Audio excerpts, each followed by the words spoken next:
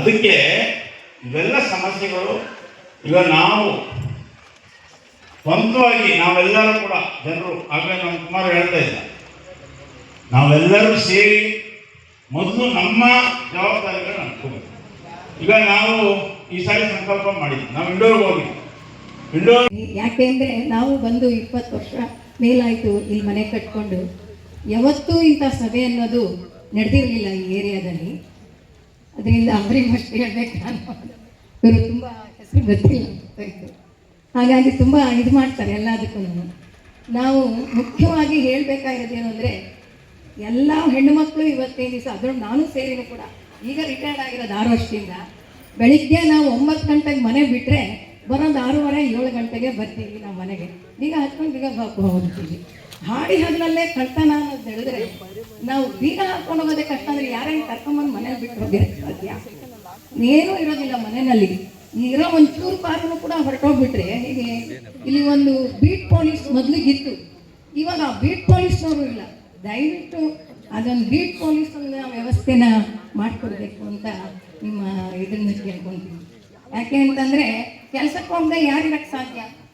ಎಲ್ಲರೂ ಹೋಗ್ತಾರೆ. ಇವತ್ತು ಗಂಡಸರು ಹೋಗ್ತಾರೆ, ಹೆಂಗಸರು ಹೋಗ್ತಾರೆ, ಹೋಗಲೇಬೇಕಾಗಿದೆ. ಹೋದಾಗ ಮನೆ ಒಳಗೆ ಹಿಂಗೆ ಬೆಳಗ್ಗೆ ನಡೀತು ಅಂದರೆ ಮನೆಯೇ ಕಾಯ್ಕೊಂಡು ಯಾರು ಕೂತಿರೋಕ್ಕಾಗತ್ತೆ? ಯಾವಾಗಲೂ ಅದು ಬಹಳ ಕಷ್ಟ. ಜೊತೆಗೆ ಇಲ್ಲ ಆಯಿತು ಕಳ್ತನ, ಅದು ತುಂಬ ರಾತ್ರಿ ಆಯಿತು ಏನೋ ಅನ್ಬೋದು. ಇಲ್ಲಂತೂ ಬೆಳಗ್ಗೆ ಆಗಿದೆ. ನಾನು ಅವತ್ತು ದೇವಸ್ಥಾನಕ್ಕೆ ಹೋಗಿದ್ದೆ, 12 ಗಂಟೆ 2 ಗಂಟೆ ಬರೋದ್ರಲ್ಲೇ ಕಳ್ತನ ಆಗಿದೆ ಅಂತಂದರು. ನನಗೆ ಅರ್ಥ, ನಾನು ಹೊರಗೆ ಇರ್ತಿದ್ದೆ ಒಂದೊಂದ್ಸತಿ. ಆಮೇಲಿಂದ ಇಲ್ಲಿ ಆ ರೋಡಲ್ಲಿ ಒಂದು ದಿನ ಕಳ್ತನ ಆಯ್ತು. 2 ವರ್ಷನೇ ಆಯ್ತಲ್ಲ ಅಷ್ಟೇ. ಅಲ್ಲಿ ಹಿಂದ್ಗಡೆ ಮನೆಯಲ್ಲಿ ಕಳ್ತನ ಆಯಿತು. ಈ ಕಳ್ತನಗಳು ಜಾಸ್ತಿ ಆಗೋಗ್ತಾ ಇದೆ. ಮೊದಲು ಇಷ್ಟೊಂದು ಇರಲಿಲ್ಲ. ಎಲ್ಲ ನೋಡಿದ್ರೆ ಇವತ್ತಿನ ದಿವಸ ಕಳ್ತನ ಕಾರಣ ಏನಂದರೆ, ಕಾರಣಗಳು ಬೇಕಾದಷ್ಟಿದೆ. ಆದರೆ ಪೊಲೀಸ್ನವ್ರು ಮೊದಲು ಬೀಟ್ ಪೊಲೀಸ್ ಅಂತ ಇಟ್ಟಿದ್ರು. ಇವಾಗ ಸರ್ಕಲ್ನಲ್ಲಿ ಜನ ಓಡಾಡ್ತಿರ್ತಾರೆ, ಗಾಡಿಗಳು ಬರ್ತಾ ಇರತ್ತೆ. ವಯಸ್ಸಾದರಂತೂ ರೋಡ್ ದಾಟೋದೇ ಭಾರಿ ಕಷ್ಟ. ಎಷ್ಟೇ ಎಚ್ಚರಿಕೆ ಆಗಿದ್ರು ಆರ್ನ ಮಾಡಲ್ಲ, ಹೋಗ್ತಾನೆ ಇರ್ತಾರೆ. ಸರ್ಕಲಲ್ಲಿ ಒಂದು ಪೊಲೀಸ್ ಇರೋಲ್ಲ. ಇಲ್ಲಿ ನೋಡಿದ್ರೆ ಮನೆ ಬೀಟ್ ನೋಡಿದ್ರೆ ಪೊಲೀಸ್ ಇರೋದಿಲ್ಲ. ಹೀಗೆ ಮಾಡಿದ್ರೆ ಮನೆ ಕಟ್ಕೊಂಡು ನಾಗರಿಕರ ಅದನ್ನ ಹೇಗಿರ್ಲಿಕ್ಕೆ ಸಾಧ್ಯ? ಇರೋರಾದರೂ ಸ್ವಲ್ಪ ಪರವಾಗಿಲ್ಲ. ತೀರಾ ಬಡತನದಲ್ಲಿರೋರು ತುಂಬ ಕಷ್ಟಪಟ್ಕೊಂಡು ಏನೋ ಒಂಚೂರು ಪಾರು ಮಾಡ್ಕೊಂಡಿರ್ತಾರೆ. ಎಲ್ಲ ಕಳ್ಕೊಂಡ್ರೆ ಅವ್ರ ಮುಂದೆ ಜೀವನ ನಡೆಸೋದು ಹೇಗೆ ಎಲ್ಲನೂ.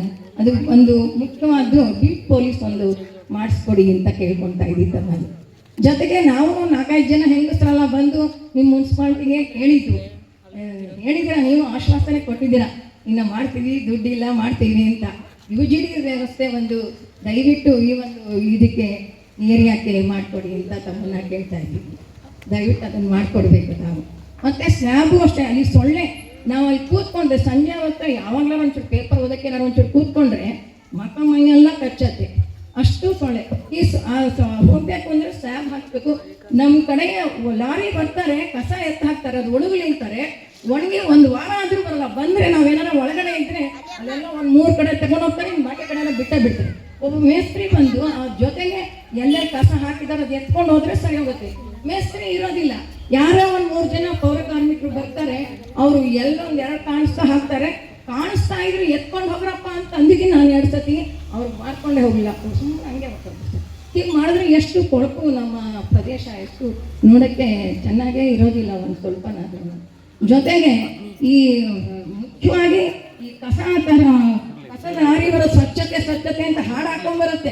ಆದರೆ ಏನು ಪ್ರಯೋಜನ? ಇಷ್ಟೊಂದು ನಮ್ಮ ಇದರೊಳಗೆಲ್ಲ ಒಂದು ಸ್ವಲ್ಪ 1 ತಿಂಗಳಿಗೆ 2 ಸತಿನಾರು ಬರಬೇಕು ಮೋರಿ ಕ್ಲೀನ್ ಮಾಡೋಕ್ಕೆ.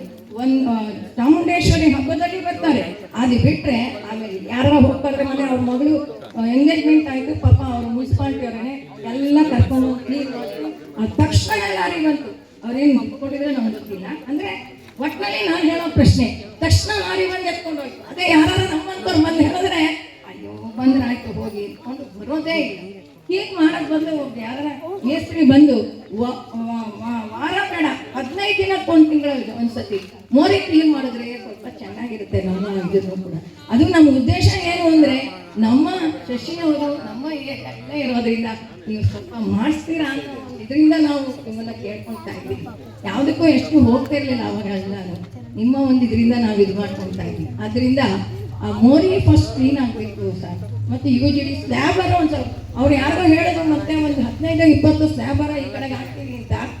ಅವರು ನಮ್ಮ ಸ್ಟೂಡೆಂಟ್ ಅವ್ರಿಗೂ ಹೇಳಿದೆ ಬರ್ತೀನಿ ಅಂದರು, ಬರಲೇ ಇಲ್ಲ, ನಾನು ಫೋನ್ ಮಾಡದೆ ಬಿಟ್ಬಿಟ್ಟೆ ಅಂತ. ನಿಮ್ಮ ಆಫೀಸ್ಗೂ 3-4 ಸತಿ ಬಂದು ನಾವೆಲ್ಲನೂ ಪದೇ ಪದೇ ಬಂದರೆ ನಿಮಗೂ ಬೇಜಾರಾಗುತ್ತೆ, ನಾವು ಬರ್ತಾ ಇಲ್ಲ, ಏನೋ ಮಾಡ್ತೀರಾ ಅಂದ್ಕೊಂಡು ನಾವು ಒಂದು ಆಶಾಭಾವನೆಯನ್ನು ಇಟ್ಕೊಂಡಿದ್ದೀವಿ. ಇದಕ್ಕೆ ಸರಿಯಾಗಿ ಇವತ್ತು ಸಭೆ ಸೇರಿಸಿದ್ದು ಒಳ್ಳೆಯ ಅನುಕೂಲ ಆಯಿತು ನಮಗೂ ಹೇಳೋದಕ್ಕೆ. ಇಷ್ಟು ಮಾತು ಹೇಳೋದಕ್ಕೆ ನಮಗೆ ಅವಕಾಶ ಕೊಟ್ಟಂತ ತಮ್ಮೆಲ್ಲರಿಗೂ ವಂದಿಸ್ತಾ ತಮಗೂ ಕೂಡ ವಂದಿಸ್ತಾ ಇದ್ದೀನಿ. ಹೀಗೆ ರೀಸೆಂಟಾಗಿ ನಮ್ಮ ತಂದೆಯವರು ಕೂಡ ತೀರೋದ್ರು. ಈಗ ನಮಗೇನಪ್ಪ ಅಂತಂದರೆ ಇದಾದ್ಮೇಲಿಂದ ಈಚೆಗೆ ನಮ್ಮಮ್ಮ ಒಬ್ಬೊಬ್ಬರೇ ಇರ್ತಾರೆ ಮನೆಯಲ್ಲಿ. ಸೊ ಅದೊಂದು ಈಗ ಅವ್ರಿಗೆ ಸೇಫ್ಟಿ ಬಗ್ಗೆ ಈಗ ಯಾವಾಗಲೂ ಲಾಕ್ ಮಾಡ್ಕೊಂಡು ಒಳಗಡೆನೇ ಇರೋಕ್ಕಾಗಲ್ಲ ಅವರು. ಅಂದರೆ ಮೊದಲೇ ಲೋನ್ಲಿನೆಸ್ ಇರುತ್ತೆ, ಈಗ ಮತ್ತೆ ಲಾಕ್ ಹಾಕ್ಕೊಂಡು ಒಳಗಡೆನೇ ಇರಬೇಕು ಅಂತ ಅಂದಾಗ ಅದೊಂಥರ ಸಮಸ್ಯೆ ಆಗುತ್ತೆ. ಸೊ ಅದಕ್ಕೆ ಅಟ್ಲೀಸ್ಟ್ ಸ್ವಲ್ಪ ಜನಗಳು ಓಡಾಡೋದು, ಮಾತಾಡೋದು, ಸ್ವಲ್ಪ ಎಲ್ಲ ಬೆರೆಯೋ ಥರ ಆಗಬೇಕು. ಹೇಳೋದ್ರಲ್ಲ ಹಾಗೆ ವಾಟ್ಸಪ್ ಗ್ರೂಪ್ ಕ್ರಿಯೇಟ್ ಮಾಡಿಕೊಂಡು ಅದು ಖಂಡಿತ ಅದೆಲ್ಲರೂ ಸಹಕರಿಸೋಣ. ಮತ್ತು ಇನ್ನೊಂದು ಪ್ರಾಬ್ಲಮ್ ಏನಂತಂದರೆ ನಮ್ಮ ಮನೆ ಎದುರುಗಡೆ ಒಂದು ಪಾಳಿದೆ, ಅದು ಎಲ್ಲ ತುಂಬ ಕಸ, ಸುಮಾರು ಒಂದು 10-15 ವರ್ಷದಿಂದ ಕಸ ಅಲ್ಲಿ ಶೇಖರಣೆ ಆಗ್ತಾ ಇದೆ. ಬಟ್ ಕಸದ ಗಾಡಿ ಬಂದರೂ ಕೂಡ ಕೆಲವು ಕಸ ಅಲ್ಲಿ ಆಗ್ತಿಲ್ಲ. ಬಟ್ ನಾವು ಹಂಗೂ ಫೋನ್ ನಂಬರ್ ಕಲೆಕ್ಟ್ ಮಾಡಿ ಅದು ಯಾರ್ದು ಸೈಟು ಏನು ಅಂತ ವಿಚಾರಿಸೋಣ ಅಂದ್ಕೊಂಡ್ವಿ. ಬಟ್ ಆಗ್ತಾಯಿಲ್ಲ. ತುಂಬ ಸಂಜೆ ಆಯಿತು ಅಂದರೆ ತುಂಬ ಸೊಳ್ಳೆಗಳು. ಹಾಗೂ ಅವರು ನಮ್ಮ ಎದುರುಗಡೆ ಮನೆ ರೂಪ ಅವರು ಸ್ವಲ್ಪ ಅರ್ಧಕ್ಕೆ ಬೆಂಕಿ ಹಾಕಿದ್ರು, ಇನ್ನರ್ಧಕ್ಕೆ ಅವ್ರು ಯಾರು ಸಪೋರ್ಟ್ ಮಾಡಲಿಲ್ಲ ಅಂತ ಹೇಳಿ ಅದಾಗೆ ಇದೆ.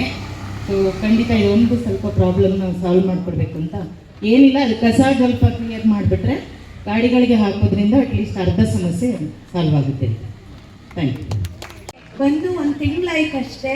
24ನೇ ತಾರೀಕು ಪುಷ್ಪಲತಾ ಅವ್ರ ಮನೆ ಯಾವಾಗ ಕಳ್ತನ ಆಯಿತು ಅದೇ ಟೈಮು ನಮ್ಮನೇನೂ ಕಳ್ತನ ಆಗಿದೆ. ಬಂದು 1 ತಿಂಗಳಿಗೆ ನಮಗೆ ಸೇಫ್ಟಿ ಇಲ್ಲ ಅಂತ ಅಂದರೆ ನಮಗೆ ತುಂಬ ಅಸಹಾಯಕ ಆಗಿಬಿಟ್ಟಿದ್ದೀವಿ. ಹಂಗಾಗಿ ನಾನು ಪೊಲೀಸ್ ಸ್ಟೇಷನ್ಗೆ FIR ಎಲ್ಲ ಮಾಡಿಸಿದ್ದೀವಿ. ಹಂಗಾಗಿ ಯಾವ ರೀತಿ ಅದು ಸಾಲ್ವ್ ಆಗುತ್ತೆ ಅನ್ನೋದು ನಮ್ಗೆ ಗೊತ್ತಿಲ್ಲ. ನಾವು ಬೆಳಗ್ಗೆ ಹೋದರೆ ಸಂಜೆ ಬರ್ತೀವಿ. ಮನೇಲಿ ಚಿಕ್ಕ ಮಗು ಇದೆ, ನಮ್ಮ ಅತ್ತೆಯವ್ರನ್ನ ಕರ್ಕೊಂಡು ಬರಬೇಕಿತ್ತು. 1 ತಿಂಗಳಿದೆಯಲ್ಲ ಅಂದ್ಬಿಟ್ಟು ನಾವು ಸ್ಲೆಟ್ ಆಗೋಣ ಅಂದ್ಕೊಂಡು ಕರ್ಕೊಂಡು ಬಂದಿರಲಿಲ್ಲ. ಈಗ ವಯಸ್ಸಾದ ಅಜ್ಜಿಯವ್ರನ್ನ ಕರ್ಕೊಂಡು ಬಂದರೆ ಜೀವಕ್ಕೆ ಭಯ ನಮಗೆ. ಹೆಂಗೆ ಅವ್ರನ್ನ ನಾವು ಬಿಟ್ಟು ಹೋಗ್ಬೇಕು? ಬೆಳಗ್ಗೆ ಹೋದರೆ ಸಂಜೆ ಬರ್ತೀವಿ, ನಮಗೆ ಸೇಫ್ಟಿನೇ ಇಲ್ಲ. ಅದಕ್ಕೆ ಏನಾದರೂ ಒಂದು ವ್ಯವಸ್ಥೆ ಮಾಡಿಕೊಡಿ.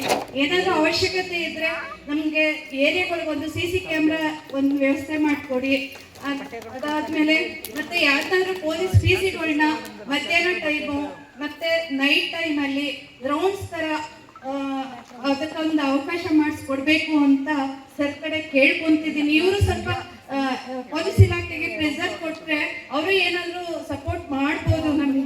ನಮಗೂ ಒಂದು ಸೇಫ್ಟಿ ಇರುತ್ತೆ. ಮಕ್ಕಳು ಮರಿ ಮತ್ತು ಹಾವುಗಳು ಕಾಟ ಇದೆ ಇಲ್ಲಿ, ಅದೊಂದು ಬಗೆಹರಿಸ್ಕೊಡ್ಬೇಕು ಅಂತ ನಿಮ್ಮಲ್ಲಿ ಕೇಳ್ಕೊತಿದ್ದೀನಿ ಸರ್.